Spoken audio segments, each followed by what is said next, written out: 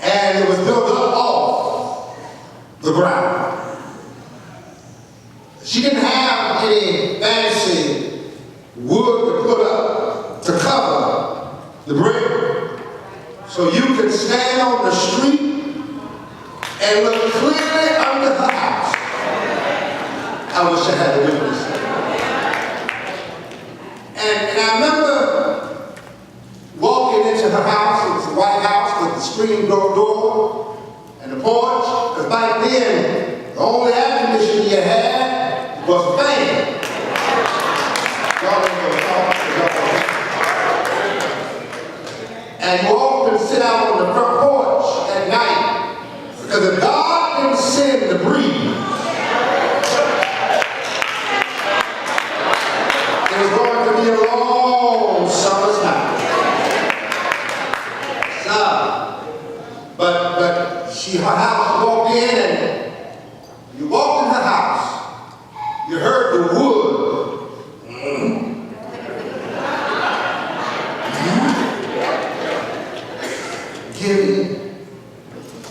Eventually they had to call somebody in because the foundation of the house was bad.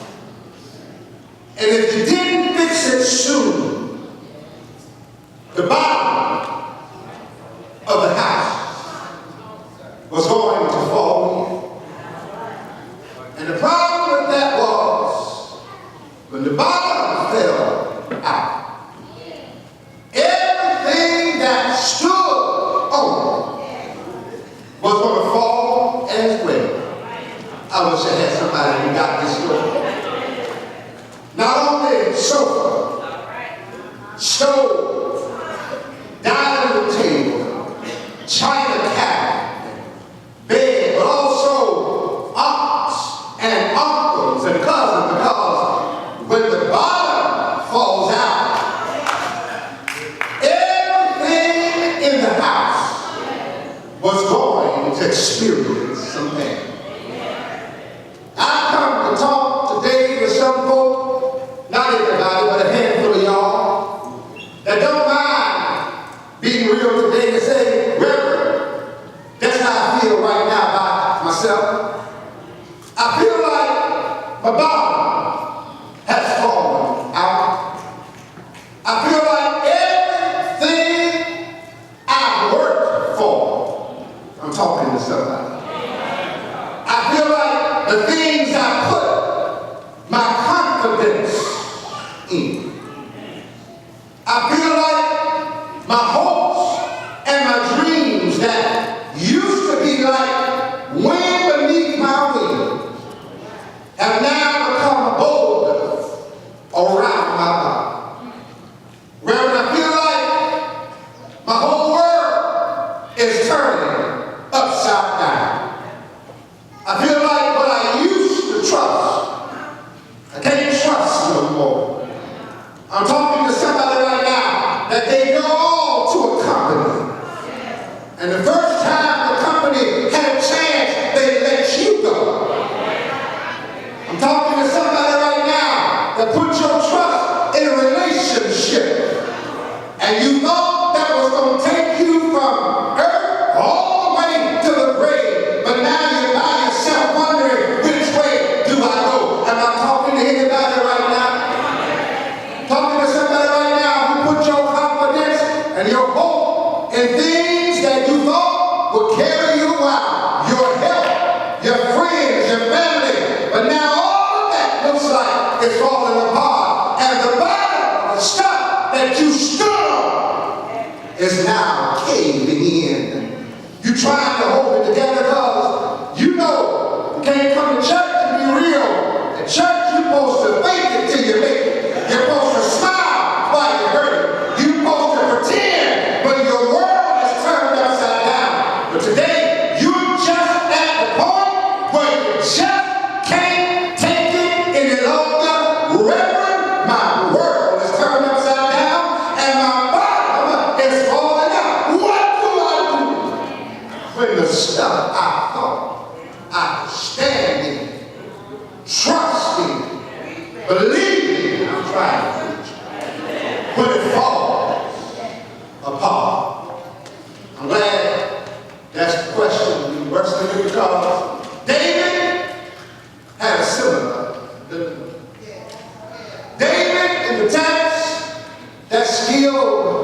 songwriter. David had a heart. He was anointed to be king over Israel. But somebody else had the chair at that time. I want to tell somebody, even though God tells you what the end gonna be, you got to learn to wait on God's time. Y'all ain't got to say amen. I know what I'm talking about. Just because it has your name on it, don't mean it's yours right now. I wish I had somebody that had faith to know what I'm talking about. You may walk around the house and declare this house is mine, but you may have to wait till the next owner leaves it before you can occupy the house. Just because God told you it's yours, don't mean you got it. You're going to get it right now. David had a promise, but David had some pain because David had to wait for God's time. I can't stop here. If I stop here, I'll leave you all day. God's time is always on time. God's time is never late, never early, just time. God's time. Don't need daylight savings. God's time.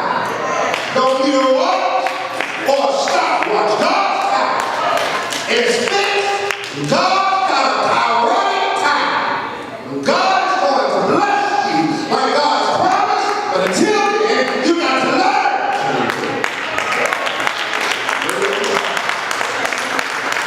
David had King Saul on his back. David had a choice to make. David was told by his associates that look and survey the situation. David is bad. It was real bad. Everybody's trying to get you. Saul won't rest till he captures you. Enemies are trying to destroy you. Your own family don't like you a whole lot. Your world is turning upside down, and you need to find out what you're going to do. We have some options for you. David, number one option is you need to go ahead and get ready to run. Because if you run, you'll be all right. And we're concerned that your health and well-being are in jeopardy. They said, David, flee to the mountains. Fly away like a bird in the sky. Go where your enemies can't bother you. A folk can't talk about you. A folk can't trouble you. Go somewhere where everything is sweet. Folk love you. Just leave trouble behind. He said, David, it looks like wicked folk are trying to take over. They are cowards. They're shooting at you in the dark.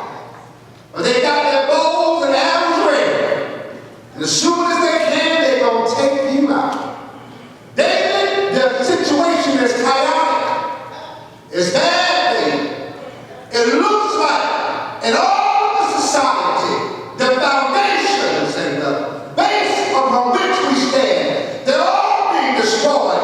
What option do the righteous folk have but to run and hide somewhere? David was dealing with the reality that the world in which he lived, the bottom had fallen out. What would David do? What are you going to do? Because whether you believe it or not, that word if can also be translated when. If your bottom hasn't fallen out yet, keep on living. There's a day when it's surely going to happen. It happened to Moses. It happened to Job. It happened to Daniel. It happened to Elijah. It happened to Elisha. It happened to Paul. It happened to Peter. It happened to James. It happened to John. It happened to Jesus. And don't you know it's going to happen to you?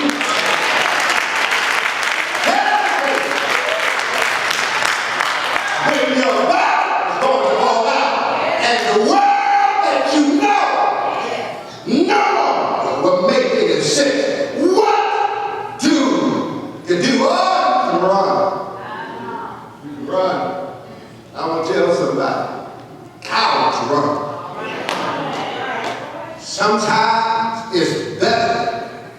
to take a beat down with your integrity than to run because you're afraid of what's coming your way. I wish I had somebody who understood that sometimes you get more testimony out of the fight that you lost than in the running that you did.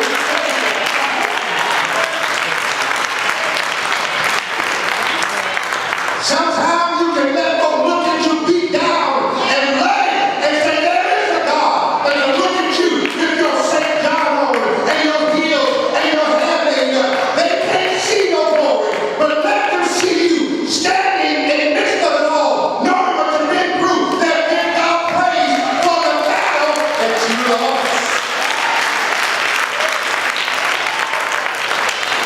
Parents, sometimes your best witness to your child is not to shelter them from all hurt, harm, and danger, but to let them see how raw life can be. Let them see how you had to fight and you lost some battle, but I still got my joy, my pride, and my integrity.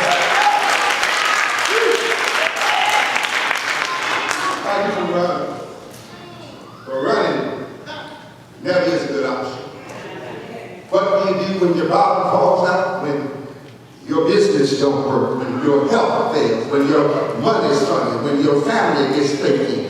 What do you do when your own job turns its back? When you can't find one, can't keep one, when your money can't pay the bills, when your health leaves you? What do you do when what you put your confidence in falls apart? Glad you asked. David answered them. David wants you to know, first of all, when the bottom falls out, you need to have a particular place to go.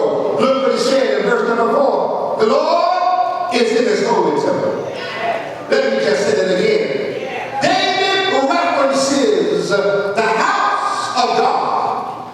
When your bottom falls out, when your world is turned upside down, you better find the house of God to get into. But not just come to God's house and sit like a bum on a log. But you got to get out of your car or out of your friend's car or off of your feet or off of public transportation and come into God's house. Walk on the property and tell God before you get here, Father, I need a word today. When the bottom falls out, you stay home. You start feeling sorry for yourself. I'm talking to somebody right now. Who am I preaching to? You start wondering whether church is a good thing, and you start making excuses. I'm not going to church. I'm tired of all of this and tired of all that. And I want to tell y'all, when your world is turned upside down, when the bottom falls out, you need to be in somebody's church. You need to be somewhere where there is glory and there is the possibility that there will be deliverance in the midst of it all. The last place you ought to be when you're going through is in your bed, covered up, complaining about how bad the world is. I'm talking to somebody right now. You need to push yourself. Get up early in the morning. If the church starts at 10, get up at 4 o'clock if you have to. And talk to yourself and tell yourself, self, we're going to church this morning. And I got to walk, and I got to run, and I got to go to taxi. We're going to church this morning because I need to get from the Lord. You got to be in love. If you're going to survive when the bottom falls out, you come to God's house, then I can tell who y'all are. I can tell who y'all are. I can tell who y'all are. You're not particularly interested in how you look when you get here. I got here this morning. I was rushing to get here. And because she loves me, I can tell this story. In the midst of deacon's meeting, my deacon chairman said to me, Reverend, you got to take care of your hands. They were ashy. Like Ash Wednesday. Yes, they were. And one thing people of color can't be ever is ashy. can be broke, you can be action. I wish I had somebody who was old school.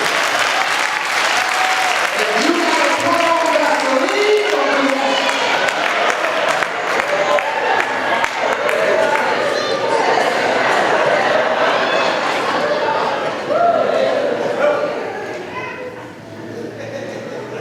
I was glad to be in the house of God this morning.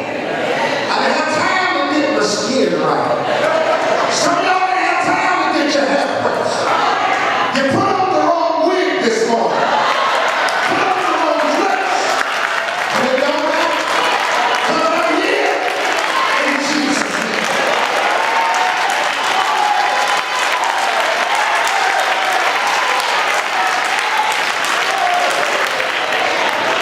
We ain't got time for shenanigans. Don't come in my ear with no he said, she said. I'm not going to cuss you out today. If you do the stuff I have to go through right now, I don't care who, I don't care what they do, I don't care who they with, child, leave me alone. I can't come to the house of God and not try to get my worship.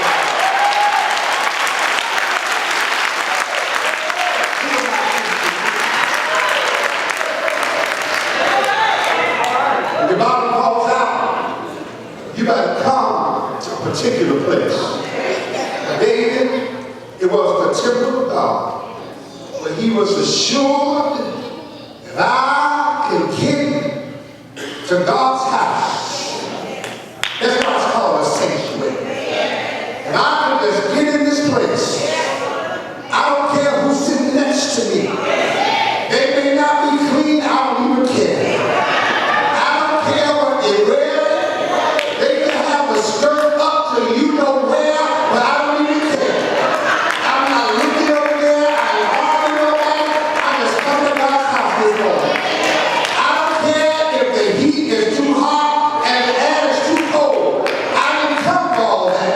I just come to the house of God because my world is turned upside down. My Bible has fallen out, and I need to be at this place to pick up the broken pieces of my life.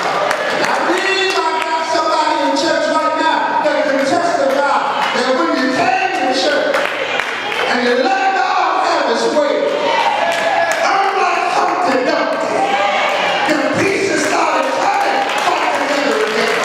I'm not talking about I need some real worshipers right now. If there's anybody in church right now that don't mind listening your own story, how you walked in here one Sunday, beat down, broke down, angry, and disgusted. But when you got in the house of God, before you left, God started pulling back stuff and putting it back in place. And little by little, you start feeling better. I wish I had somebody in church right now that can testify when I came to worship, God began to put me back together again. I know God calls out. I'm done. You got to go to a particular place. That's church to worship. I'm not ready yet, sir. But you got to go also to a particular person. The reason we come here, because the Lord is in the temple. Y'all understand? When your body has fallen out, you need to go to a particular place. But you also need to go to a particular person. Can I have somebody out there quick? Some of the stuff you facing right now is because you took your stuff to the wrong person. Don't you know that everybody can't handle you? Don't you know everybody can't handle your stuff and your story, and you still going around here trying to tell everybody what you're going through? Grow up. There are some folks that can't handle you. You got to take it to a particular person. Because when you take it to the wrong person, all it's going to do is mess things up. You got to come to a particular place and take it to a particular person. And the person to whom you take it is the Lord himself. Now I wish I had somebody that can testify. When you take your burden to the Lord, not just anybody,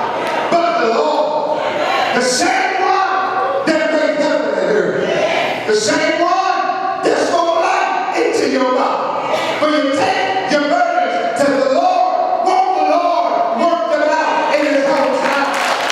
Y'all can keep that.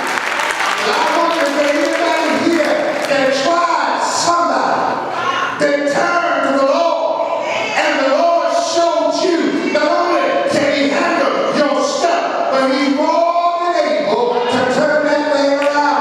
That's why some of y'all right now have a whole new attitude, because you thought you had to have this person in your life and that person in your life. But when they left you by yourself, you went to a particular person.